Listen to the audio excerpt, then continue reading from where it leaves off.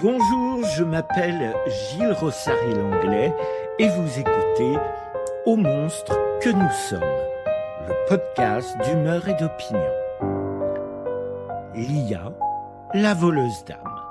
Podcast en 4 épisodes. Le premier épisode s'intitule L'intelligence artificielle existe-t-elle? IA ou AI, pour les anglo-saxons, ces deux lettres sont devenues en moins de 10 ans le nouvel Eldorado pour certains et le vilain méchant croque-mitaine pour d'autres. Et comme dans toute chose, la vérité est beaucoup plus nuancée, et cela quel que soit le camp. AI, Artificial Intelligence, ou pour nous francophones, IA, c'est-à-dire intelligence artificielle, est un sujet qui est omniprésent dans l'industrie, l'éducation, le médical, la création, la technologie et j'en passe. Il n'y a pas un pan de nos sociétés occidentales qui ne soit pas en lien de nos jours avec l'IA, même dans le monde agricole ou l'écologie. On l'utilise pour les uns afin d'optimiser les rendements et pour les autres d'établir, par exemple, des modèles de compréhension de nos impacts sur notre planète. L'IA est partout et se fait tendre à se développer d'une manière exponentielle. Et pour ma part, ce n'est pas un problème. Mais avant de vous développer les raisons me faisant formuler cette opinion, il est à mon sens primordial de planter le décor. J'aborderai donc ce sujet en 4 épisodes. Premier épisode s'intitulant L'intelligence artificielle existe-t-elle? Deuxième épisode s'intitulant Ici coule le fleuve de l'humanité. Troisième épisode s'intitulant Pourquoi faire? Pour qui? Pourquoi? Et enfin le quatrième épisode s'intitulant La cinquième colonne. Alors commençons par une question qui de prime abord peut sembler simple et même simpliste. L'intelligence artificielle existe-t-elle?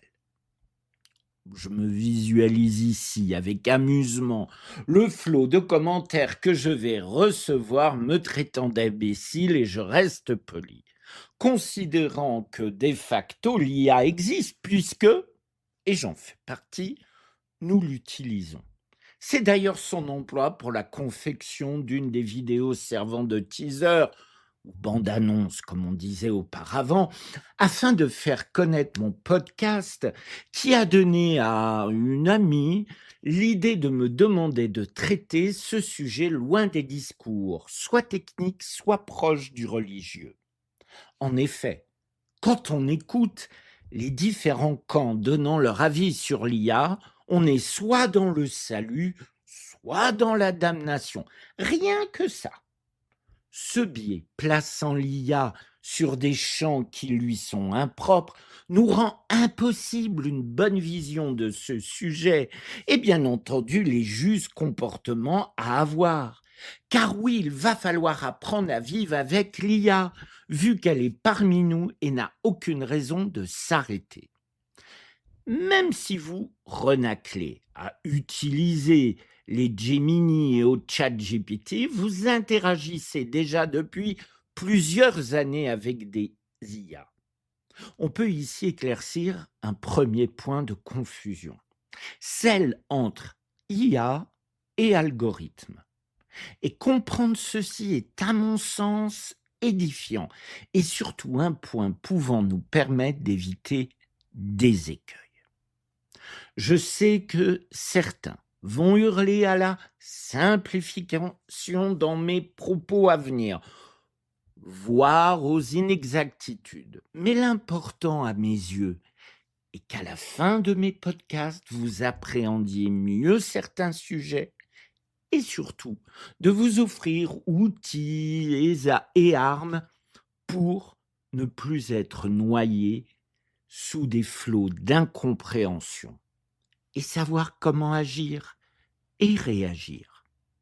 Donc l'image que je vais vous donner dans ce cas de figure est que les algorithmes sont les bras armés ou les employés zélés des intelligences artificielles. Certains vont objecter que les IA sont faites en trop d'algorithmes, ce qui est vrai, mais balayons cela. Car ce qui compte n'est pas ce en quoi elle est faite, mais son utilisation. En somme, si une voiture a des boulons, l'important dans ce que je vais exposer n'est pas cela, mais où cette voiture nous mène et comment. Car en ce qui nous concerne, et donc nous intéresse dans notre vie de tous les jours, nous aurons plus affaire aux algorithmes. Le dictionnaire Le Robert nous donne comme définition du mot algorithme, deux points, ouvrez les guillemets, ensemble des règles opératoires propres à un calcul, suite de règles formelles, point, fermez les guillemets. Voilà, voilà, nous voici bien avancés, car si on n'est ni mathématicien ni informaticien, cela ne nous éclaire peu ou pas sur la question, la vraie question. Dans ma vie, à quoi sert un algorithme? Je vais vous donner deux points de vue et donc deux images. Si on se base sur notre quotidien, je dirais qu'ils sont nos valets, nos grooms, notre personnel. Et ce personnel est pléthore. Et du point de vue de l'IA, en relation avec nous, les algorithmes sont ces informateurs, ces fiches, ces espions, mais aussi ces ouvriers et même ces soldats. Il faut comprendre que bon nombre d'algorithmes qui nous sont dévolus sont mis en place pour et par l'IA. S'ils n'étaient que des courroies de transmission, ce qu'ils sont majoritairement, il n'y aurait ici rien à redire. Or, certains se mettent à nous influencer directement et indirectement. Et c'est là que ce nouvel outil, que ces nouveaux outils peuvent engendrer de graves dangers. Mais avant de s'interroger sur ces problématiques, revenons sur la question titre de cet épisode. Peut-on dire que l'IA est une intelligence artificielle? Pour cela, retournons à notre dictionnaire Le Robert. Quelle est sa définition de l'intelligence? On peut lire, deux points, ouvrez les guillemets, faculté de connaître, de comprendre, qualité de l'esprit qui comprend et s'adapte facilement. L'ensemble des fonctions mentales ayant pour objet la connaissance rationnelle. Et rajouter entre parenthèses, opposé à sensation et à intuition. Fermez la parenthèse, point, fermons les guillemets. Pourquoi suis-je revenu aux définitions académiques et surtout sur le mot intelligence? Car l'important dans l'IA, c'est le mot intelligence et non le mot artificiel, puisqu'il est évident qu'à l'heure où j'enregistre ce podcast, les circuits imprimés sont du domaine du manufacturé et donc ce qui compose l'objet de nos interrogations est assurément artificiel. De même, on sait que l'intelligence artificielle apprend seule ou aidée par l'homme. Cet apprentissage lui permet de connaître, comprendre notre monde, nos réalités et les humains qui interagissent avec elle. Pourtant, on dit souvent que l'important dans un contrat sont les astérisques ou ce qui est écrit en petit. Ici, dans la définition que donne le Robert, à mon sens, le primordial est ce qui est écrit entre parenthèses, c'est-à-dire qu'est rattaché à l'intelligence le mot rationnel et qu'en opposition, il y a les sensations et l'intuition. Or, dire que notre intelligence est coupée de nos ressentis est de la pure connerie. Car si arbitrairement, par exemple, je dis que l'intelligence est en noir et blanc et notre ressenti en couleur, il apparaît évident que nous aimons, détestons, sommes attirés comme répulsés par les couleurs. Et cela aura un impact sur nos manières d'apprendre, de retenir et de traiter les informations. L'intelligence ne peut être séparée de l'émotion car croire que nous pouvons parfois n'être que pur esprit est un conte pour enfants et je dirais même heureusement. Car l'intelligence froide, c'est s'amputer de notre libre arbitre. Et c'est entre autres cela qui inquiète scientifiques et commentateurs sur l'IA. Une intelligence froide sans conscience, remords, bonté, doute. Ce qui fait de nous des humains, ce sont toute cette panoplie de sentiments autour de l'information et de la pensée.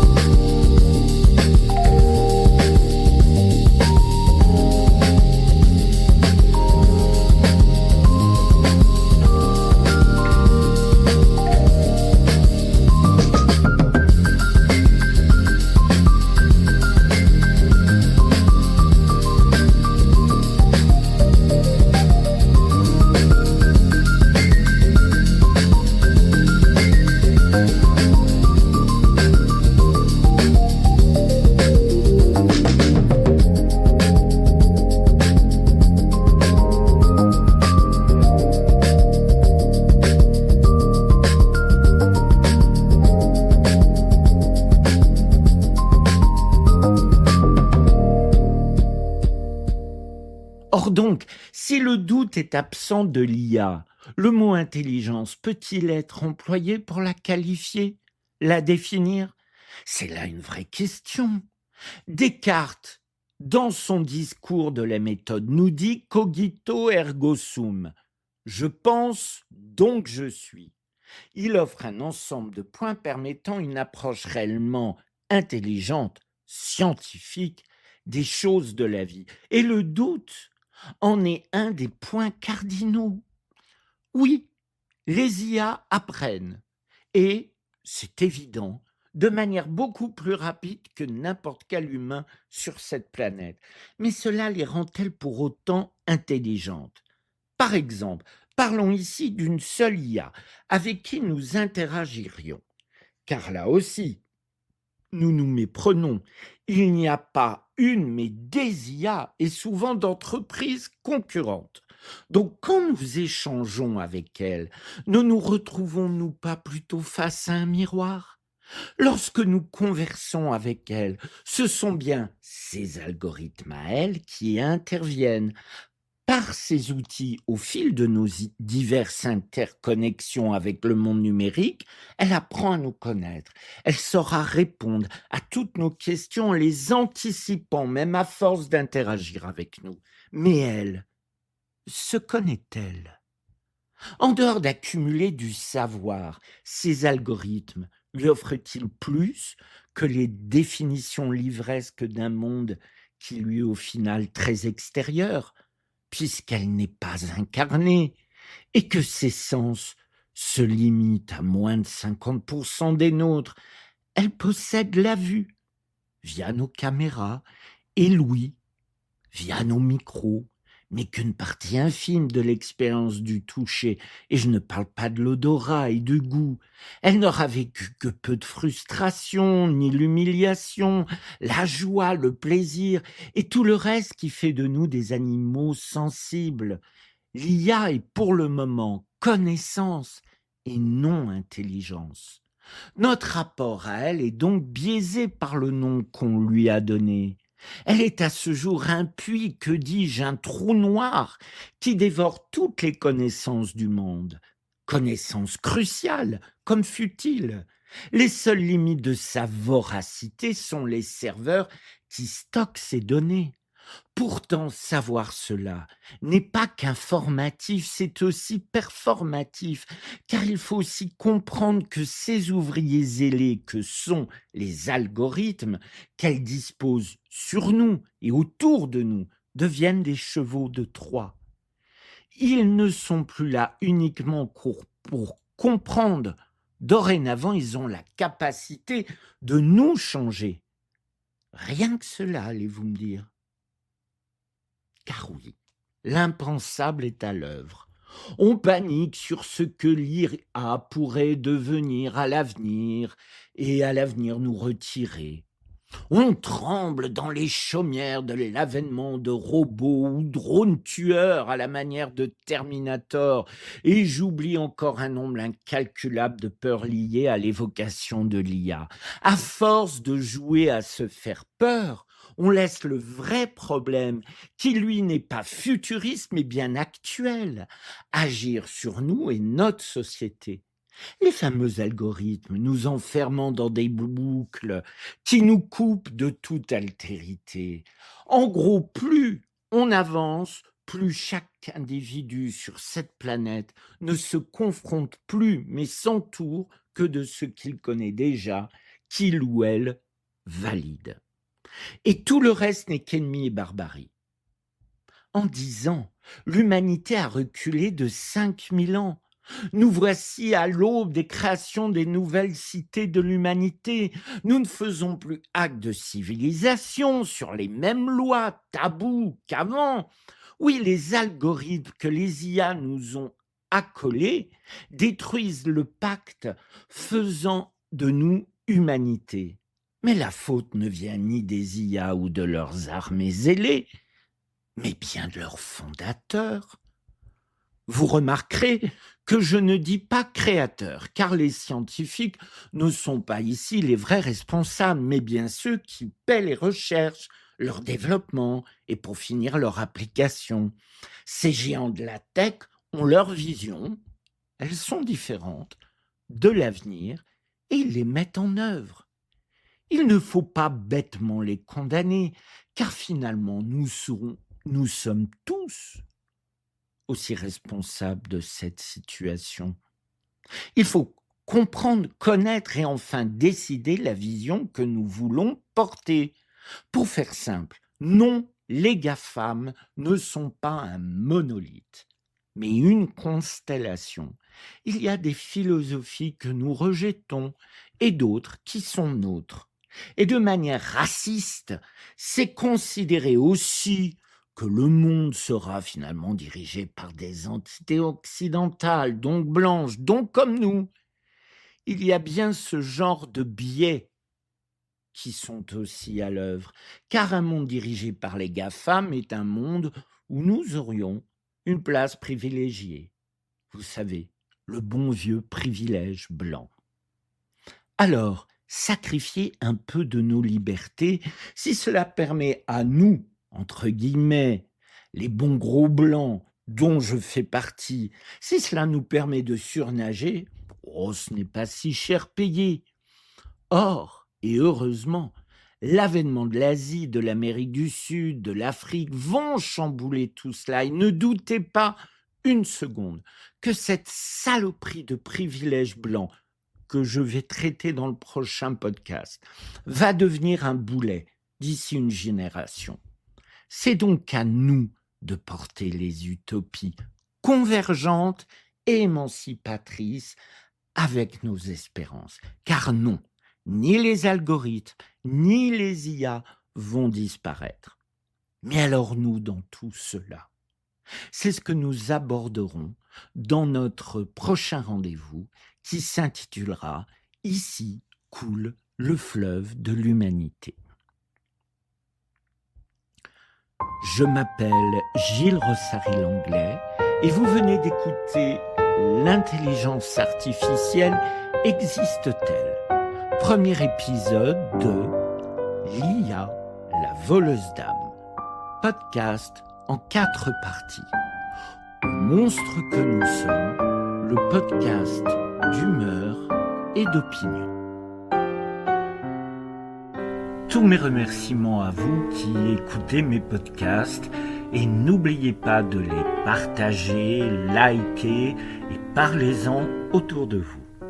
Merci pour la photo originale à Laurent d'Oliveira.